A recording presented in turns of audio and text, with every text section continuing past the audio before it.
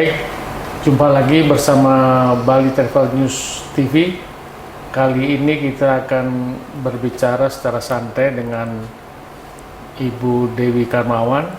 Terima kasih. Jabatannya apa? Saya selaku Director of Marketing Communications di Renaissance Bali Nusa Dua Resort. Bacanya Renaissance. Iya. Saya salah soalnya. Ya, Mbak Dewi ini sudah cukup lama malang melintang di dunia perhotelan, di dunia hospitality. Tentu banyak tahu ya, banyak tahu kalau kita tidak bisa mengatakan dari A sampai Z, tapi begitulah ritmenya sudah puluhan tahun. Tentu sudah dipahami benar bahwa Bali walaupun sudah di puncak perlu sokongan promosi dari berbagai pihak ya. Tentu dengan mengambil contoh di hotelnya sendiri di Renaissance, tentu apa yang dilakukan sejauh ini, Mbak? Yang sudah kita lakukan untuk secara garis besar ya, untuk mempromosikan Bali secara global, yaitu kita tetap tidak melupakan unsur dari kebudayaan Bali itu sendiri. Karena kan orang datang ke Bali itu untuk menikmati adat dan budaya kita, terutama dengan seni dan juga keramah tamahan dari para Balinese hospitality kita sendiri. Jadi sebenarnya tamu itu datang ke sini untuk mencari itu, yang mungkin tidak dimiliki oleh daerah lain atau negara lain ya Pak ya. Jadi kita tetap mempromosikan secara kental adat dan budaya Bali itu sendiri dan juga keseniannya begitu. Seperti apa ya?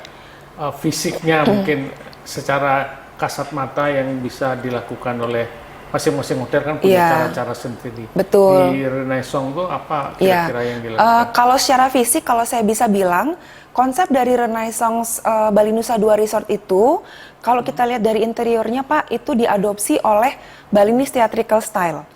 Jadi theatrical style itu apa? Iya, jadi konsepnya itu diambil dari unsur-unsur atau elemen yang ada di teater Bali. Contohnya panggung, lalu seni tari, apalagi itu barong. Nah, itu diadopsikan atau diaplikasikan ke dalam interior kita. Nah, jadi contohnya misalnya seperti di lobi bar kita yang disebut dengan Arbar. Itu ada mural barong, dan itu juga kita ada ceritanya karena barong itu kan melambangkan kebaikan dan vice versanya, kejahatan. Nah, memang ditaruh di sana untuk memang ada story-nya.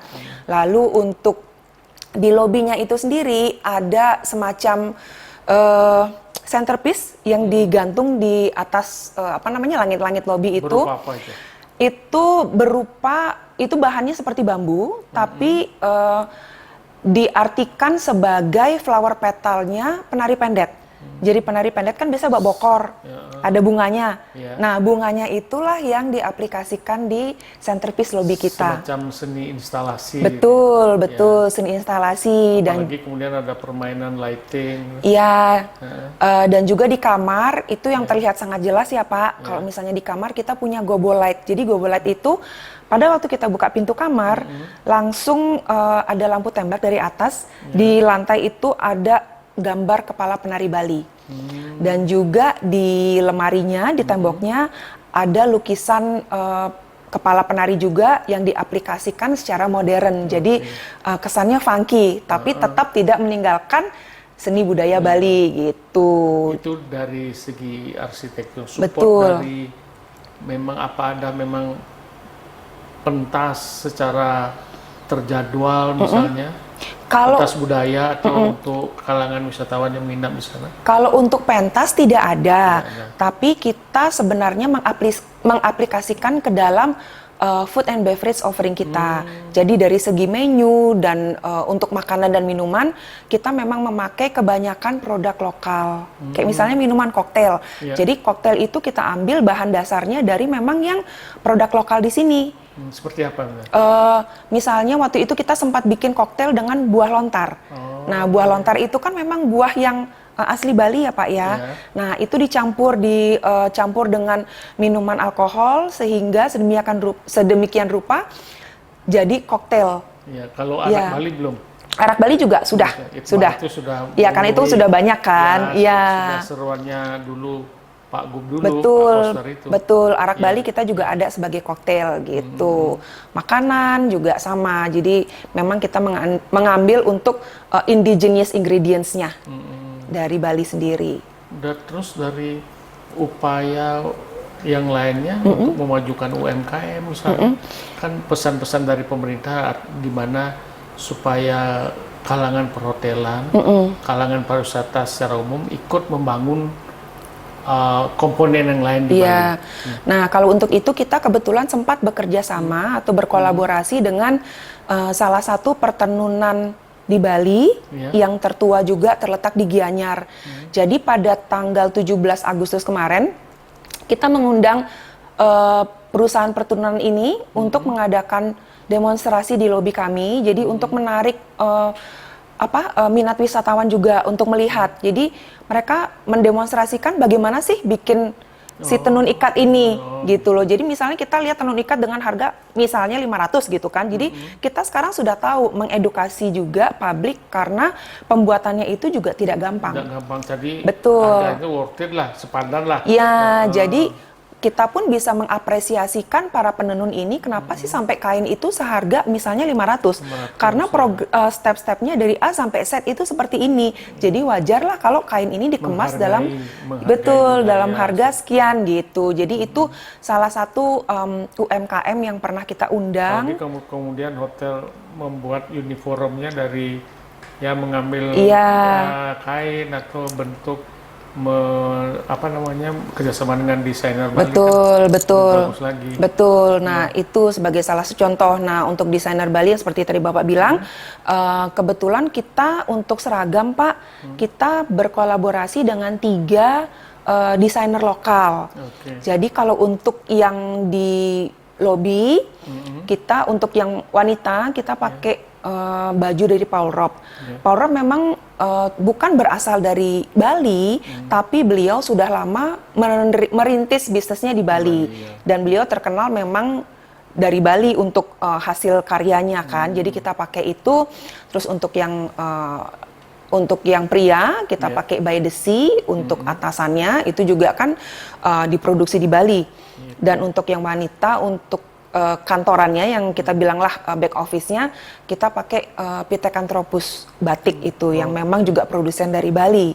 Itu jadi memang kita bekerja sama dengan 3 desainer lokal untuk memajukan juga apa yang diinginkan pemerintah agar membantu kalangan UMKM itu sudah dilakukan lah. Alangkah bagusnya kemudian hal-hal ini kemudian diikuti oleh teman-teman di pariwisata yang lain. Nah, sekarang secara umum kan kita berada pada fase pasca pandemi. Sekarang fluktuasi kedatangan wisatawan bagaimana? Apakah sudah stabil atau bagaimana? Untuk kedatangan, puji Tuhan sudah mulai bagus.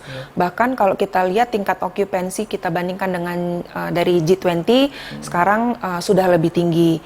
Jadi kami berharap kedepannya semoga tidak ada gangguan lagi ya Pak ya, dan semuanya bisa berjalan lancar dan harmonis untuk kesinambungan nasional dan internasional. Ya, apalagi kita bukan apa-apa mau masukkan isu-isu yang lain, tapi memang sangat rentan lah, apalagi ini kita menjelang pemilu dan sebagainya. Mudah-mudahan hal itu tidak mengganggu stabilitas keamanan, kenyamanan, karena ini sangat rentan, sangat sensitif. Betul.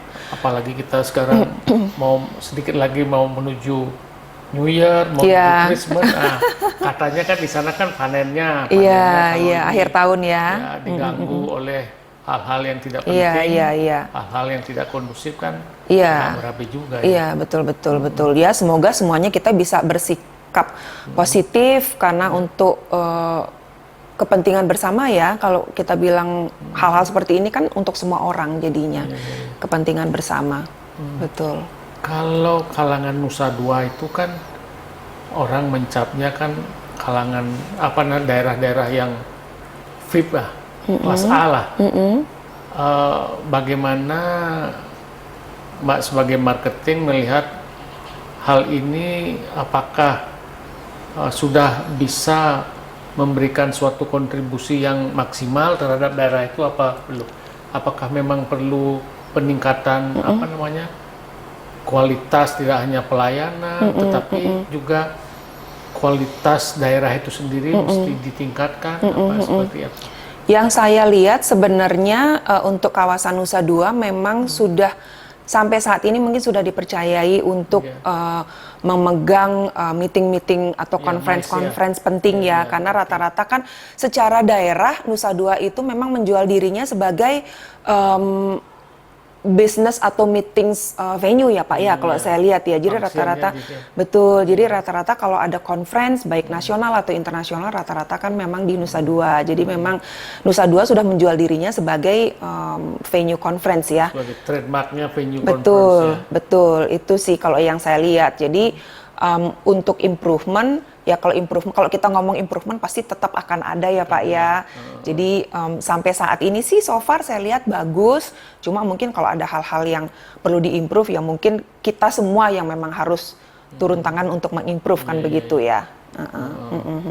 Terus untuk kita kembali soal penanganan sampah, kalau di Renaissance seperti apa? Penanganan sampah kebetulan kita memang sudah ada kerjasama dengan pihak ketiga. Betul. Karena kan kita juga memang aktif untuk sustainability, untuk penghijauan. Jadi memang sampah itu memang sudah ditangani oleh pihak ketiga, gitu. Jadi sama juga dengan kita juga kerjasama dengan pihak ketiga untuk setiap tusuk sate yang ada, jadi mereka akan mengambil tusuk sate ini dan diolah menjadi barang lagi. Jadi tidak terbuang. Betul. Menjadi barang seperti apa? Betul. Macam-macam Pak. Ada seperti tatakan gelas, sampai mereka bikin meja dari tusuk sate dan juga sumpit bambu nih itu dipadatkan lalu dibentuk sebagai barang. Itu dengan pihak ketiga? Betul. Pihak ketiga gitu. Jadi instead of kita buang, mereka ambil barang-barang tersebut. Jadi di-recycle kembali untuk menjadi sesuatu yang berguna. Oke. Gitu. Yang terakhir barangkali tipe tamu yang menginap di Renaissance seperti apa? Untuk di resort kami kebanyakan satu memang bisnis seperti yang tadi saya sempat bilang, karena Nusa Dua menjual daerahnya untuk bisnis ya, meetings. Lalu kita juga banyak family Pak, family keluarga-keluarga muda dengan anak-anak yang mungkin masih SD sampai SMA, SD sampai SMP maaf.